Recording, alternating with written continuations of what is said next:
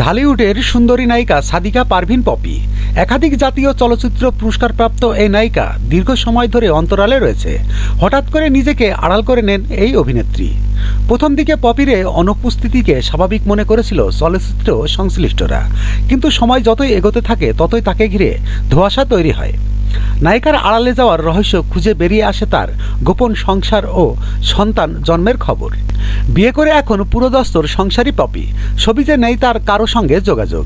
এদিকে পপির বিরুদ্ধে জমি দখলের চেষ্টার অভিযোগ উঠেছে। এ নিয়ে তার বিরুদ্ধে থানায় জিডি করেছেন নায়িকার বোন ফিরোজা পারভিন। সোমবার ৩ ফেব্রুয়ারি খুলনার সোনাডাঙ্গা মডেল থানায় জিডি করা হয়। জিডি সূত্রে জানা যায়, পৈতৃক জমি দখলে নেওয়ার জন্য স্বামী আদনান উদ্দিন কামাল, কল্লোল মজুমদার, শিপন সহ সোমবার বেলা 12:30 দিকে সোনাডাঙ্গা থানাধীন শিববাড়ি ভাড়াটিয়া বাড়ির সামনে হাজির হন। বাধা দিলে এক পর্যায়ে ফিরোজা পারভিন সহ সবাইকে হুমকি দেন পপি ও তার স্বামী।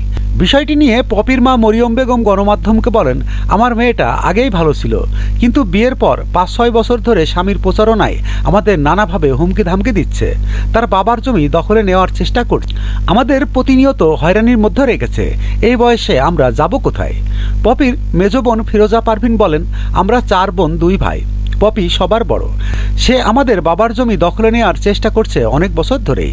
বাবার মৃত্যুর পর থেকে আমরা হয়রানির শিকার হচ্ছি পপির মাধ্যমে। পপি ছাড়া আমরা সবাই এক আছি। আগেও আমাদের পেশি শক্তির ভয় দেখানো হয়েছে।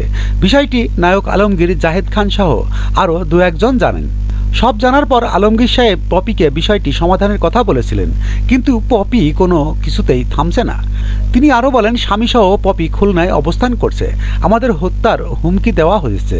আমরা এর সঠিক বিচার চাই।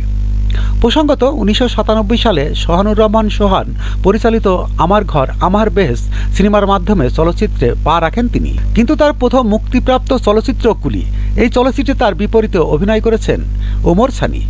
বিষয়টি সেই সময় 7 কোটি টাকা ব্যবসা করে মাইল ফলক করে। এরপর আর পিছন ফিরে তাকাতে হয়নি তাকে।